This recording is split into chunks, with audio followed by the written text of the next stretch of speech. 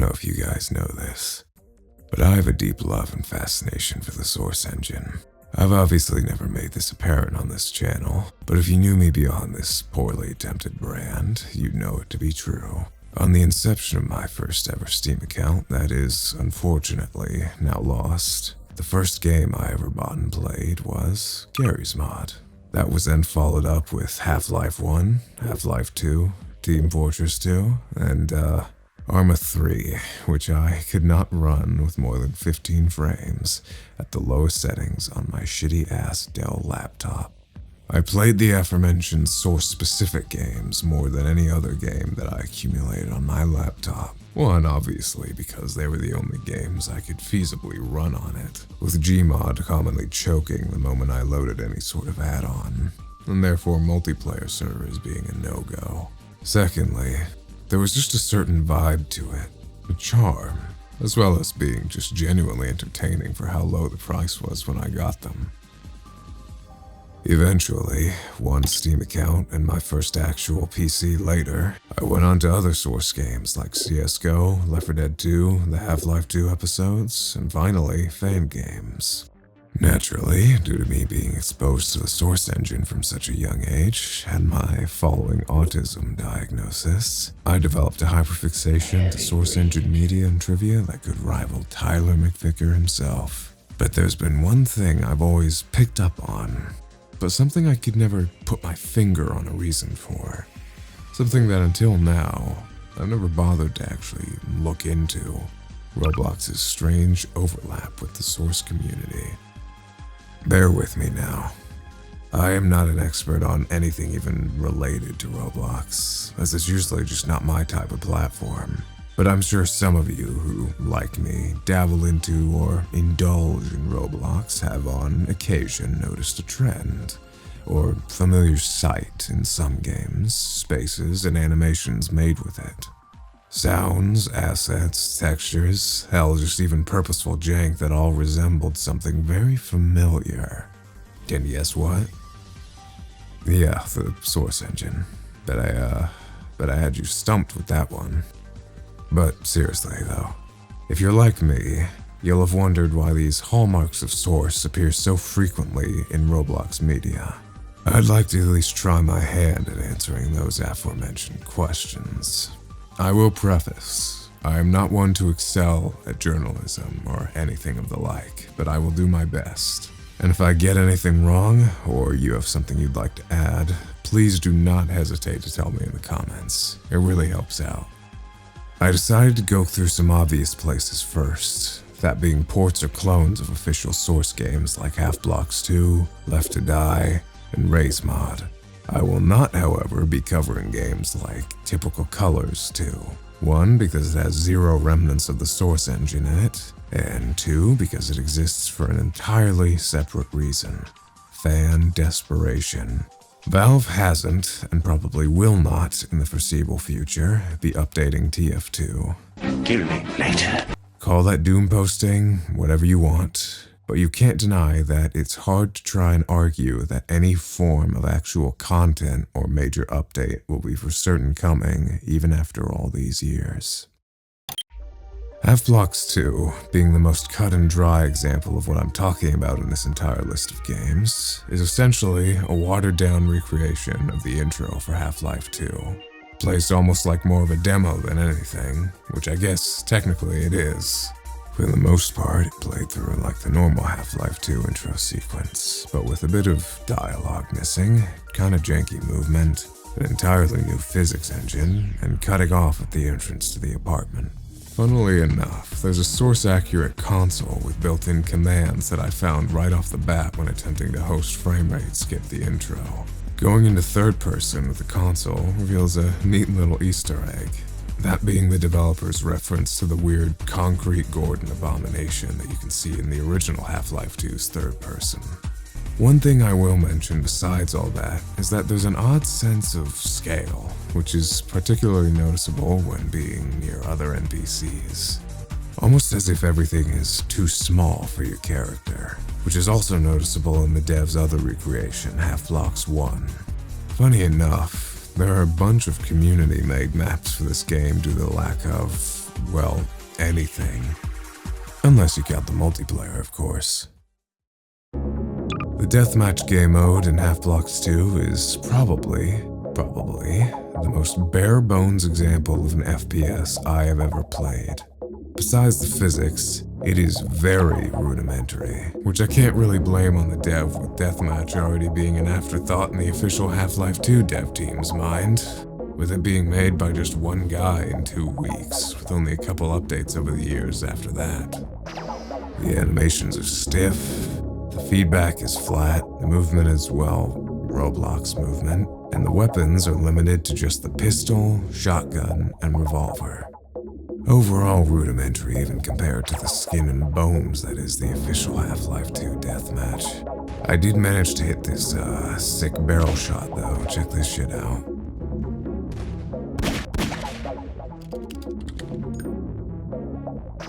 Moving on from that, we have Left to Die, a solid attempt at a Left 4 Dead 2 port. Honestly, with it having only one dev in mind, it's nowhere near half bad. I'd even go to say the survival mode is good enough time killer. Unfortunately, though, it has been abandoned. Why? I don't know. And I'm not gonna go pressing some dev who probably couldn't care less about this video. And the question isn't really all that important to the topic at hand. All that aside, the gunplay holds up fine, the common infected can be a little janky, hit feedback can be a bit rough, and the campaign is obviously just a demo still. But overall, I'd say a pretty solid game on this list. Last in this section of the list is Gmod, a clear clone of Gmod in every possible sense. Well, besides one, but we'll get to that. Honestly, this game surprised me when I first played it a while ago, with the physics, to the maps, to the functionality of the mechanics. But one glaring void that this game has is a lack of any kind of mod workshop, which I know is probably impossible in a Roblox game, but still left the game feeling oddly incomplete. Although, my main question was that, if you were gonna make a sandbox game, why wear the skin of an older, different game, with intentionally handmade look-alike assets and everything? Well, that question will be answered later, thankfully. On another note, I find it kind of ironic that Gmod, being known these days for its insane ability to remake other games inside of it, has such a big remake presence in Roblox. Just something I found funny. That also leads me to another point, that Gmod led me to realize that if Gmod didn't have those aforementioned remake mods, it might not have lasted as long as it have now. Oh, and one last thing. Even with all the tools and gizmos this game has, the best thing I could think to do was quickscoping G-Man in a Walmart parking lot. And that's how I knew this game succeeded in emulating a source game.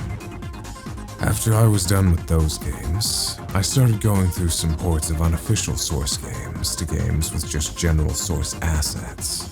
Games like Zombie Survival and Undead Defense, Nico's Next Box, Hood, Testing, Modded, but we'll get to that one, don't worry, and Regretivator. My first question I had about these was, why?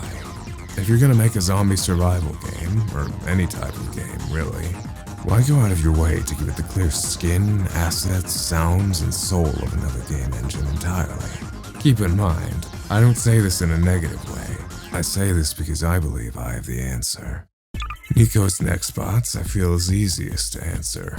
Nextbots is inherently a trend best known for coming from Garry's Mod.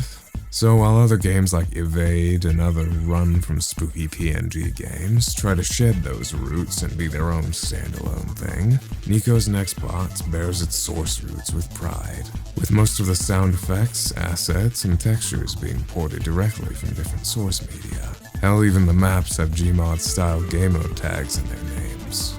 It's very clear this game isn't trying to hide where it's taking its core from.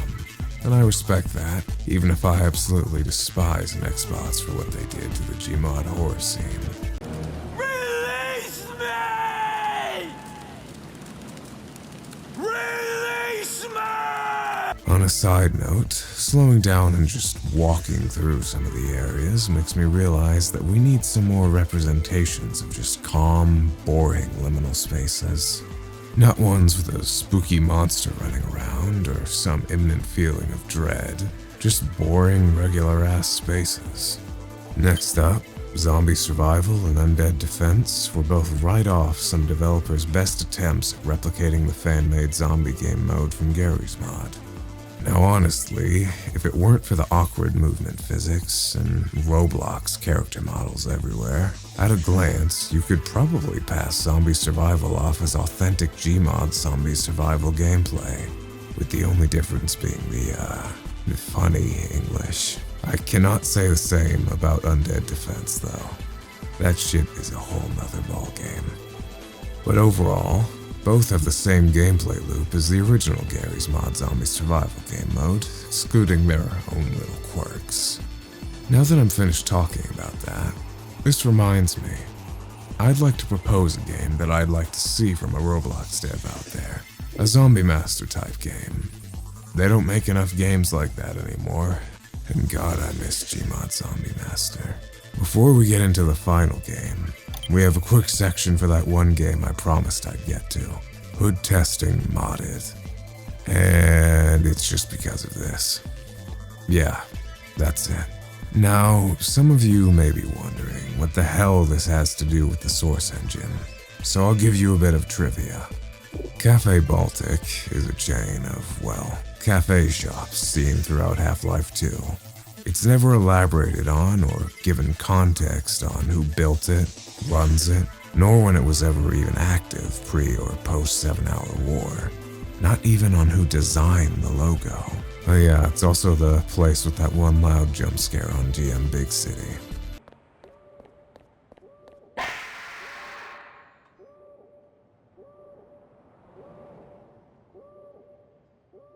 So what is it doing in this random first-person shooter on Roblox? Honestly, it's probably not that deep and just a minor reference from the dev who thought it'd be funny.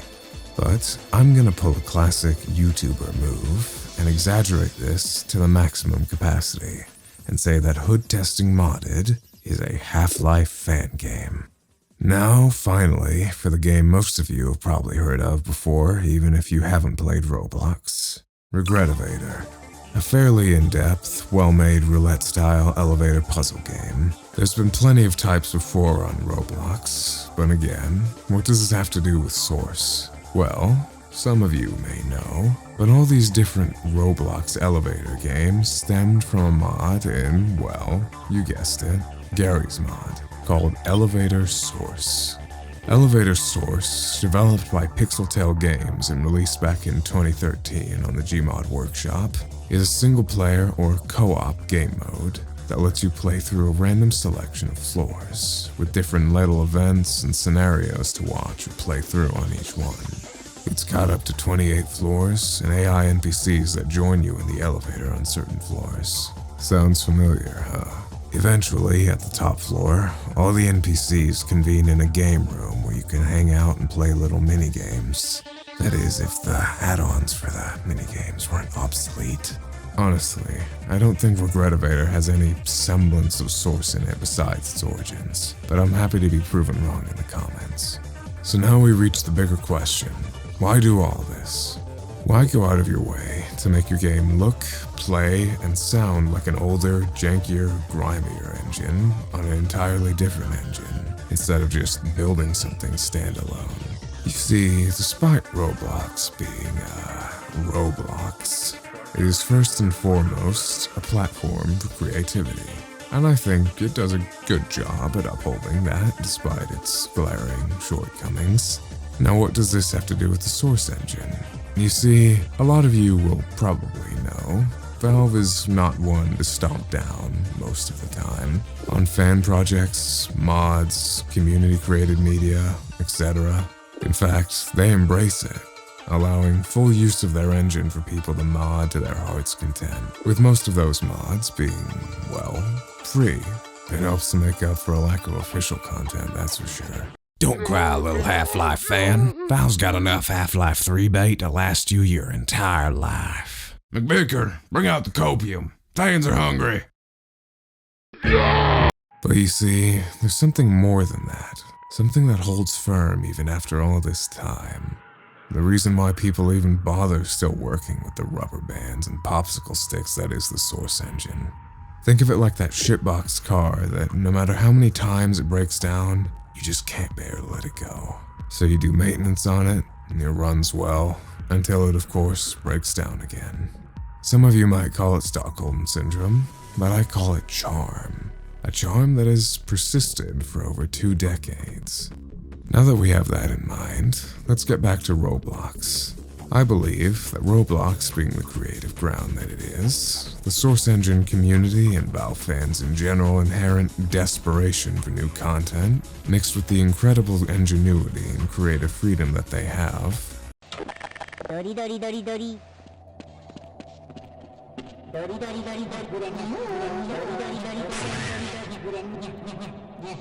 gels together like nothing else. So, my answer to this big question? Nostalgia, mainly, as much as I try to stay away from that word, but also creativity. I want to preserve, to innovate, for someone to challenge themselves, and also a sense of comfort with familiar environments, one that I can honestly understand to the fullest extent. I also believe that, unfortunately, with the advance of sandbox, games like Garry's Mod are slowly fading out. And some people just can't accept that. They want to spread their preservation efforts as best they can, and that's something I can get behind. That's not to say Gmod is dying, though. Far from it. Plus, pretty much every source asset and sound out there is completely free for anyone to use. Don't think it, don't say it, don't think it, don't say it, don't think it, don't say it. I'd like to first thank you for making it to the end of this haphazardly assembled video. And secondly, ask that you guys let me know if you like this style of content versus my other work, whether through comments, likes, or even subscribing. This is my first time making this type of video, so it would help a lot. By the way, if you enjoyed this type of content, please check out both Ratlobber and Goldsec. They were both a massive inspiration for this. The music I used throughout the video is from Vanishing Point on the PS2.